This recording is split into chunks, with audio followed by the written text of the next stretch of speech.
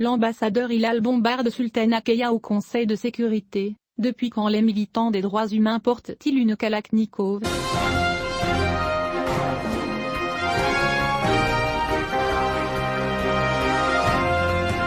Le 17 novembre, l'ambassadeur et représentant permanent du Maroc auprès des Nations Unies, Omar Hilal, a envoyé une lettre au président et aux membres du Conseil de sécurité de l'ONU, exposant les fausses allégations de l'agent du Polisario et de l'Algérie appelé Sultana Keya. L'ambassadeur du Maroc a demandé, en ce qui concerne la prétendue Sultana Keya, en particulier, cela vaut la peine de se demander, depuis quand les militants des droits de l'homme portent-ils des uniformes militaires et portent-ils une Kalachnikov? À cet égard, Hilal a présenté au Conseil de sécurité des preuves convaincantes, sous forme de photographies montrant ce séparatiste, engagé par l'Algérie et le Polisario, portant un uniforme militaire et portant un fusil Kalachnikov. L'ambassadeur a assuré aux membres du Conseil de sécurité que cette femme n'est pas du tout une militante pacifique des droits humains, mais plutôt elle est une militante au sein du groupe séparatiste armé Polisario et a participé à plusieurs cours et entraînements militaires dans les camps de Tindouf,